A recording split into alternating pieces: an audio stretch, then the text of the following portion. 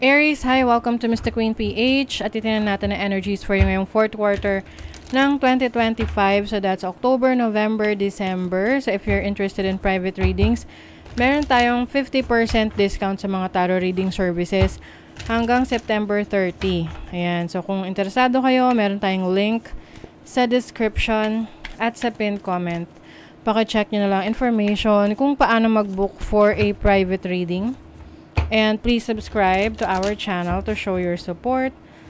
Like, share this video at comment na rin kayo kung kayo'y naka-resonate. Okay, so let's see. Paalala lang, reading na to ay general reading ha. So maaari kayong makarelate, maaring hindi. Just take what resonates. For Aries, what's the energy fourth quarter ng 2025?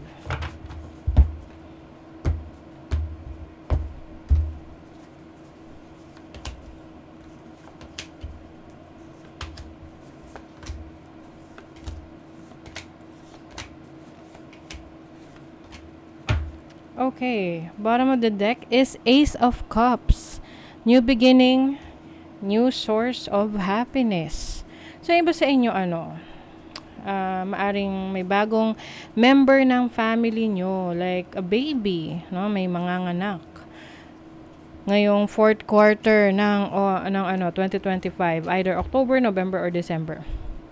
This can also be an offer of love. Ayan. So, yung mga naghahanap ng romantic connection, relationship, maaring may opportunity for you pagdating sa love.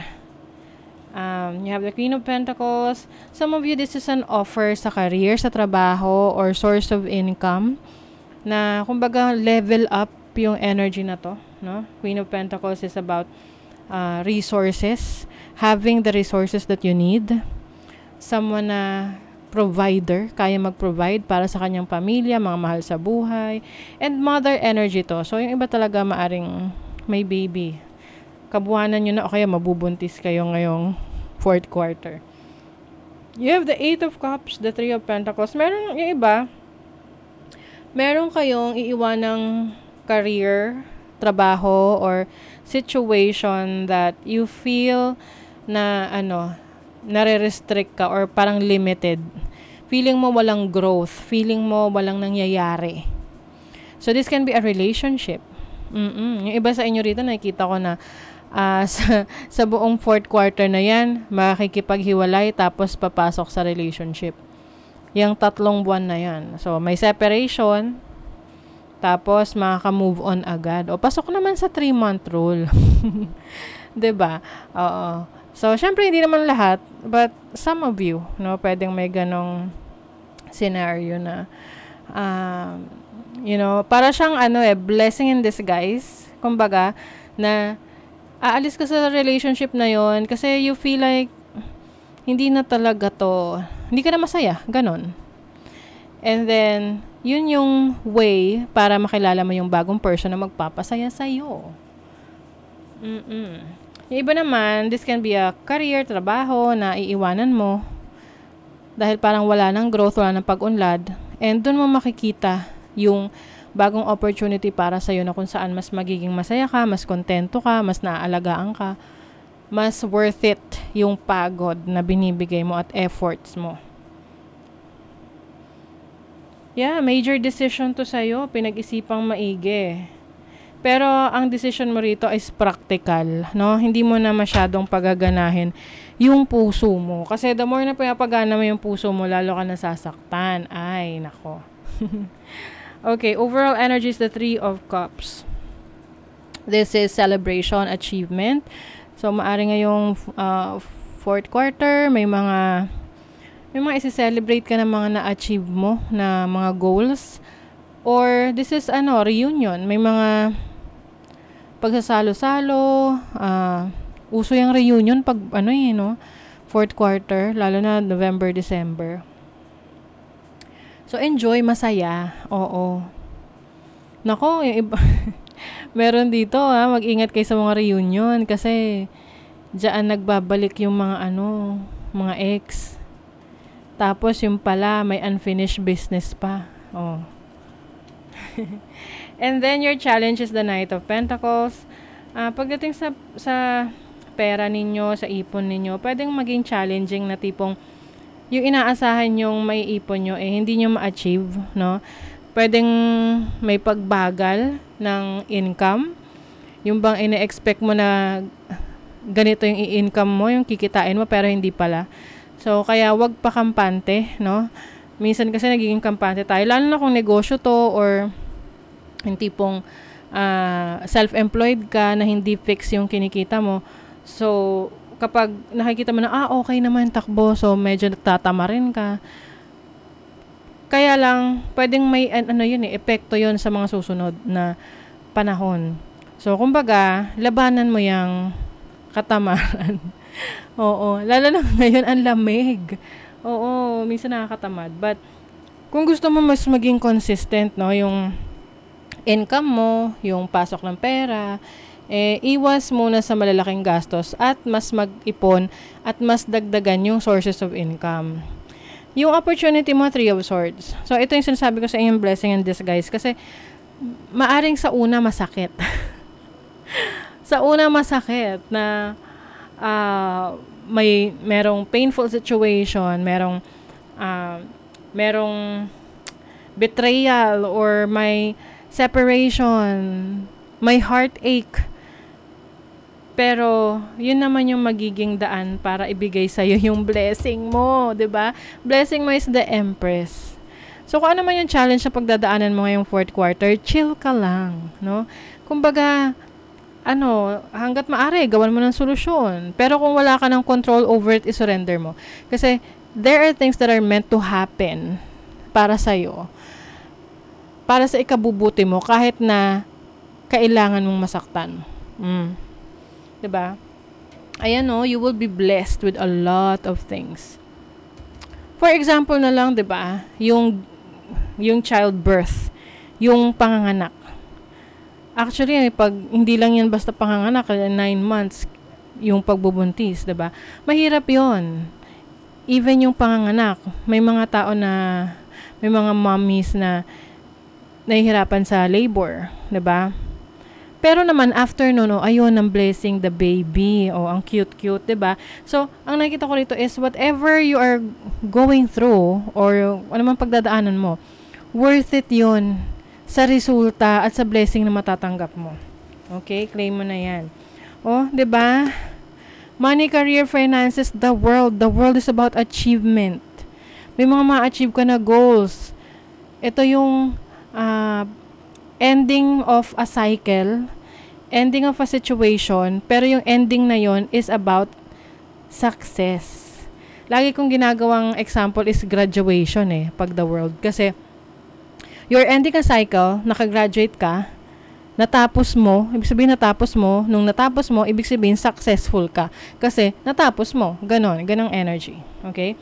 So, you will achieve a goal na talagang pinapangarap mo sa career mo, sa trabaho mo, sa finances mo.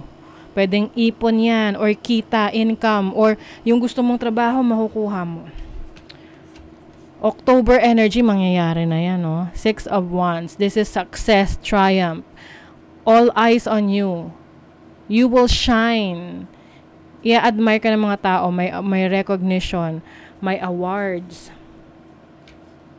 Yun nga lang, itong mga ganito, nag-a-attract yan ng mga inggitero at inggitera. So, protect your energies. Kasi pwedeng may magpa-stress sa'yo pagdating ng November. Ito yung tipong i-challenge ka kung hanggang saan yung pasensya mo. Oo.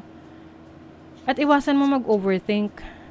Lalo na pagdating ng November. Kasi, minsan parang, yun nga, kapag sanay tayo sa success, ganyan. Tapos parang gusto natin, ano pa yung iaangat natin? Ipupush pa natin yung sarili natin to the limit hanggang sa ma-pressure na tayo. 'Di ba? So, yung pressure na yon yung nagbibigay ng bigat sa'yo na maaring maapektuhan rin yung mental health mo. So, chill lang. Kalmahan mo lang. Okay? And then, pagdating ng December, you have the 8 of Wands. So, this is about action, travel, movement. Ayan. So, maka-bounce back ka, recover agad, pagdating ng December. And I think mas marami ka pang mararating na goals mo. Ma-achieve na goals mo, mga plano mo, maisa sa katuparan mo. Dahil mas magiging malakas yung loob mo. Sa relationship, you have the Eight of Pentacles. I think you will be working on a situation or connection na yung bang alam mong worth it na ipagpatuloy, worth it na puhunanan, like worth it na mag-invest sa relationship na yon. Kasi relationship, investment din yan. Investment of your time, energy, money, diba? Pluto, rebirth, endings, new beginnings, definite. Oh my God, Saturn. May Pluto ka na, may Saturn ka pa. Saturn is about restrictions.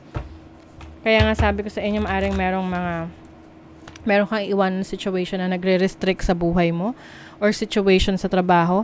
Pero, tinetest ka ng universe kung willing ka na magstay doon o mag-explore ng opportunities mo. Oh my God, Sagittarius energy is exploration, expansion. Nako, napaka-remarkable. Transformative ang fourth quarter sa inyo, Aries. Ang daming mga major changes. Do not be tempted to lower your standards. Yes. Huwag mo hayaan na ibaba ang iyong standard para lang ma-accommodate mo yung iba. Oh my God. Ito yung sinasabi ko sa inyo. You are stepping into a new experience, diba? Grabe ang sign sa inyo, Birth or conception of a child or enterprising. Yung iba, mabubuntis, manganganak, or meron kayong iluluwal na like giving birth to a new project, a career, or a business, endeavor, diba? Project, spiritual love. So I think when it comes to your relationship, gusto mo ngayon ng malalim na connection. Ayaw mo ng mga mabababaw na connection, relationship. Kaya nga kapag ganon, you will feel na parang, gusto ko umalis sa ganyan sitwasyon. Ganon. So, yun yung marirealize mo ngayong fourth quarter. Emotions are running high. Diba? Itong emotions na to ay kumbaga mararamdaman mo yan dahil sa mga pagbabago. Pwede nga may mga unexpected changes Pero you are divinely guided, Aries. So don't you worry. Okay? Magtiwala sa iyong sarili. And of course, trust God sa mga ipupursu mo. Okay? So that is your reading, Aries. Thank you so much. See you again.